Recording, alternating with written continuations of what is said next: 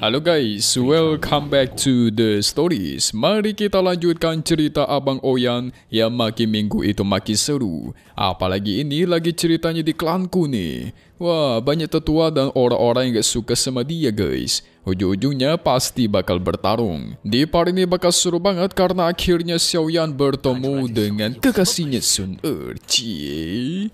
Ini para jomblo panas di hatinya nih. So gak perlu basa-basi lagi. Langsung aja kita masuk ke intro ya guys ya. Hehehe.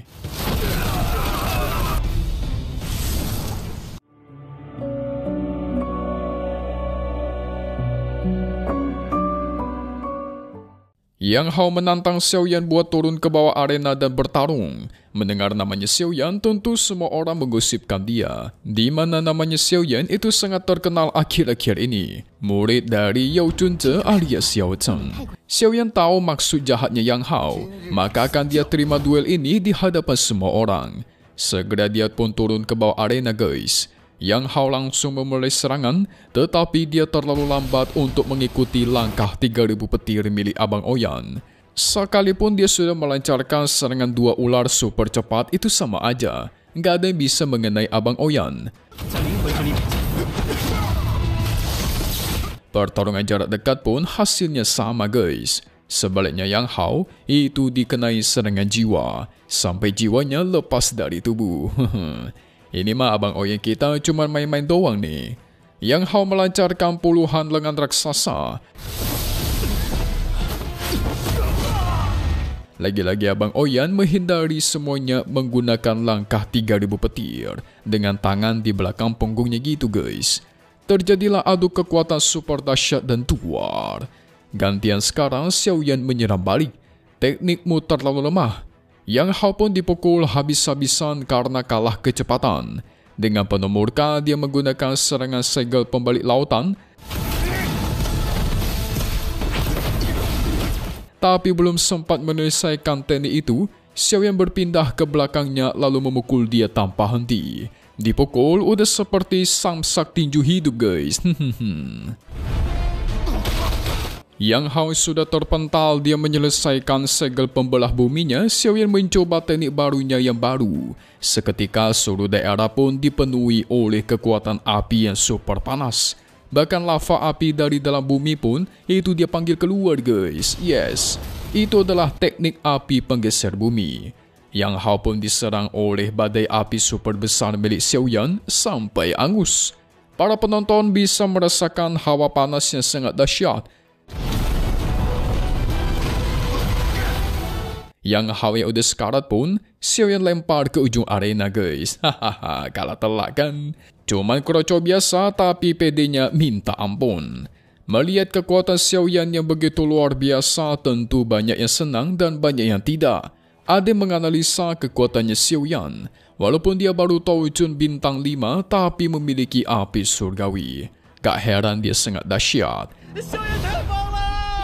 Sosok wanita dari klan Yan ingin mencoba mengadu api surgawinya dengan apinya Xiaoyan. Kira-kira siapa yang lebih kuat? Awas nanti ya, dibakar sampai angus seperti Yang Hao tadi.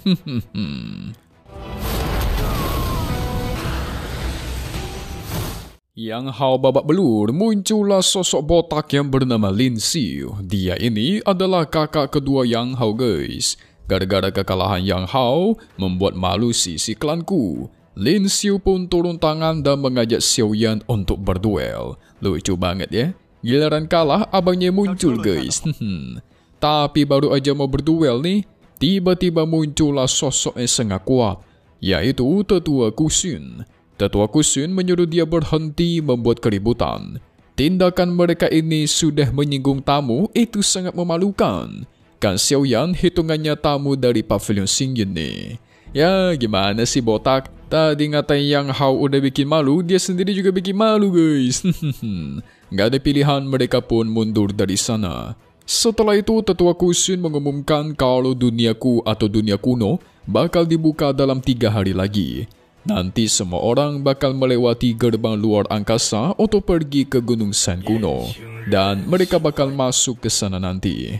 Wah, ini seru nih. Xiaoyan nanti bakal bertemu dengan para jenius dari ke-8 klan kuno. Singkat cerita malamnya, ketika asik berjalan, Xiaoyan dihampiri sosok misterius. Ini mah orang-orang dari aula jiwa guys. Lihat saja kedua pengawalnya. Namanya adalah Hunya. Wah, kuat nih. Xiaoyan dan teman-temannya bersiap untuk bertarung. Tapi Hunya pastikan tenang saja, dia tidak akan bertarung di sini. Yixian menyerang, langsung ditahan oleh kedua pengawalnya. Hunya pun mengatakan, kalau Xiao Xuan, yaitu leluhurnya Xiaoyan, mati di tangan leluhur aula jiwa mereka. Jadi Xiaoyan sebagai generasi penerusnya, itu hasilnya bakalan sama, yaitu mati di tangannya nanti. Xiaoyan pastikan akan membayarkan hutang leluhurnya di depan keluarga Xiao nanti. Dan Huya pun pergi dari sana sambil berpesan, akan kutunggu hal itu.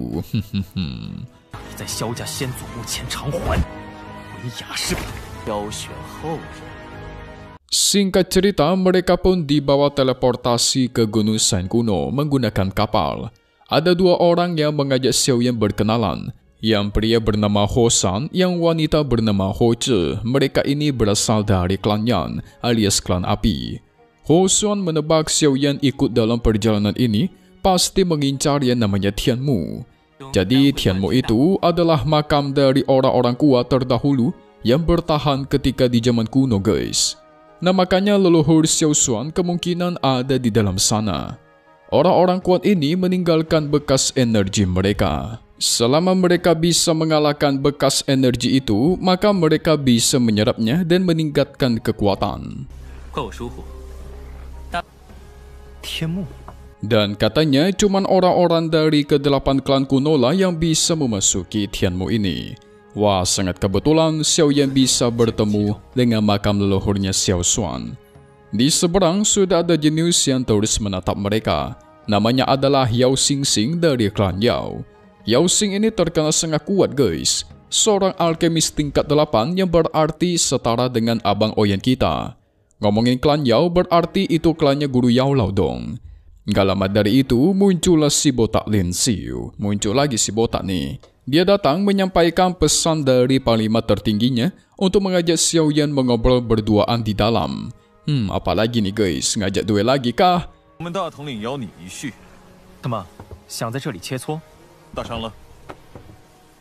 Xiaoyan pun bertemu dengan sang panglima tertinggi. Namanya adalah Ku Chen. Ku Chen ini orangnya lebih santai nih. Bukannya asal ngajak duel, malah ngajak Xiaoyan buat main catur Cina guys. Ya ini maksudnya duel juga sih, cuman gak perlu fisik, pakainya otak. Ku Chen menjelaskan soal alasan kenapa klanku sangat ketat dalam penjagaan. Tentu saja, karena kan di klanku masih ada beberapa orang yang memiliki garis keturunan Tauti di tubuh mereka. Walaupun udah tipis. Nah, Sun Er kebetulan memiliki garis darah keturunan murni Tauti di tubuhnya guys. Makanya dia kuat banget kan? Lantas Xiaoyan harus mencapai tingkat berapakah baru layak bersama dengan Sun Er? Tanya dia. Yes, Rana Tou Sheng. Apa? Tentu kagetlah si Mimin, tapi Xiaoyan percaya diri bisa mencapai ke Rana Tou Sheng suatu hari nanti.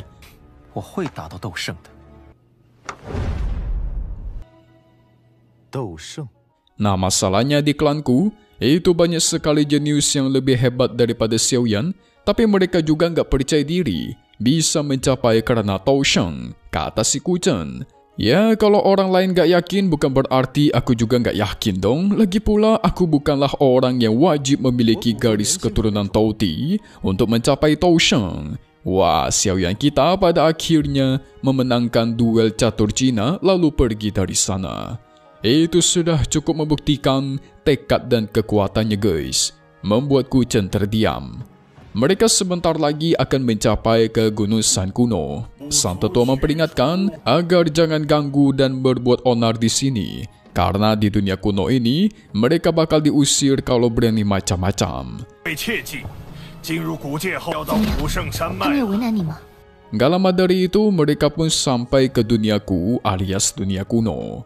Tempatnya bagus sekali dan indah guys, penuh akan energi spiritual yang pekat. tidak jauh dari sana sudah ada Sun Er yang menunggu. Wow, udah kangen banget dia ya guys sama Abang Oyan. Ketika melihat Xiao Yan, keduanya pun terpana. Seakan-akan kekasih yang sudah lama tidak bertemu. Kelamaan LDR mereka nih. Ya emang udah lama juga sih nggak ketemu bertahun-tahun. Sun Er pun menghampiri Xiao Yan. Keduanya terdiam sambil menatap satu sama lain. Aduh, makin cantik aja nih Sun Er nih, kata Xiao Yan dalam hati. Aduh, opaku Xiao Yan makin ganteng juga, kata Sun Er dalam hati. Enggak ya guys, itu mimin buat-buat doang. Ketika mereka berdua saling menatap satu sama lain, mereka jadi keingat akan masa lalu. Masa dari kecil bahkan sampai besar. Semua janji yang disebutkan, semua kejadian yang mereka alami, itu tentu tidak bisa dilupakan. Bahkan perpisahan terakhir mereka berdua guys. Gak perlu basa-basi, keduanya pun berjalan menghampiri satu sama lain. Dengan perasaan yang penuh cinta dan rindu. Akhirnya ya guys ya, janjinya Xiao Yan itu berhasil ditepati, yaitu mendatangi klanku. Tapi keromatisan mereka harus terhenti gara-gara kedua tetua yang menyambut para jenius dari ke-8 klan kuno. Ya sayang banget, mimin kiranya bakal pelukan atau gimana gitu ya guys, tapi nggak bisa sih, soalnya terlalu ramai. Bisa-bisa Xiao Yan dijitak sama para tetua di sana tuh, bahaya-bahaya. Sun Er membawa mereka, yaitu Xiao Yan dan teman-temannya, ke tempat lain untuk beristirahat sebentar. Kedua tetuanya cuma bisa nurut dan terdiam, walaupun mereka agak gimana gitu. Lucu banget, nona muda tidak bisa dibantah. Di tengah perjalanan, Xiao Yan tidak bisa berhenti menatap Sun Er. Ya, begitu juga dengan Sun Er ya guys. Memang kedua ini bucin satu sama lain. Yang mimin penasarankan adalah kalau sampai Sun Er mengetahui Xiao Yan pernah ahem-ahem sama Ratu Medusa, tuh gimana nanti ya reaksinya ya. Bisa-bisa pakai darah garis keturunan Touti untuk menggeprek Xiao Yan kali, kacau nih.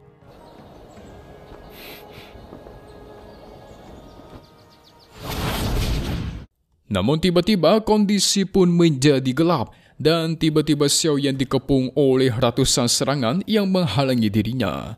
Itu membuat Xiao Yan kesal dong. Jadi ini ya cara klanku menyambut tamu ha?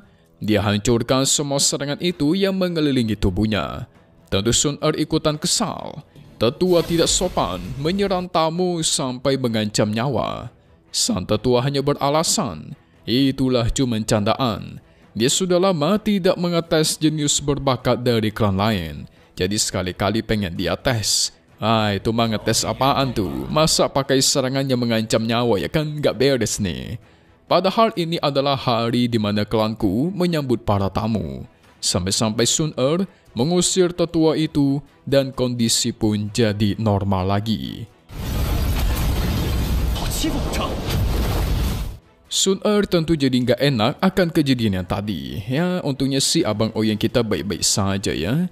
Setelah mereka pergi, muncullah seseorang yang sangat benci sama Xiao Yan guys. Rambutnya putih.